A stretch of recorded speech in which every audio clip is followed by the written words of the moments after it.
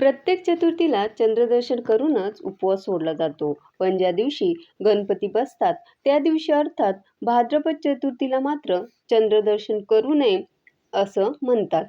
नाहीतर चोरीचा आळ येतो. पण असं का? सांगते ऐका. यामागे एक पौराणिक कथा आहे. त्या कथेनुसार एकदा उंबरावर बसून गणपती बाप्पा चालले होते आणि गणपती बाप्पांचं रूप पाहून चंद्र हसला. त्यामुळे गणपती बाप्पा नाराज झाले. समोरच्याच्या बाह्य रूपावर हसणाऱ्याला शिक्षा व्हायलाच हवी, म्हणून गणपती बाप्पांनी चंद्राला शाप दिला की बाह्य रूप बघून तू समोरच्याची खिल्ली उडवतोस. तुला तुझ्या रूपाचा गर्व झालाय. म्हणूनच भाद्रपद चतुर्थीच्या दिवशी, ज्या दिवशी गणपती बाप्पांचा जन्म झाला, त्या दिवशी तुझं तोंड कोणीही बघणार नाही.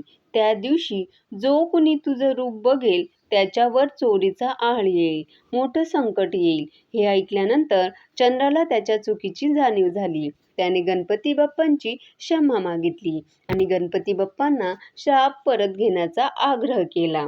तेव्हा गणपती बाप्पा म्हणाले, हा शाप तर परत घेता येणार नाही, पण तुला एक वर देऊ शकतो. तो म्हणजे बाकी सगळ्या चतुर्थींना तुझं दर्शन घेऊनच भक्त उपवास सोडतील आणि तुझं दर्शन घेतल्यानेच त्यांचं चतुर्थीचं व्रत पूर्ण होईल.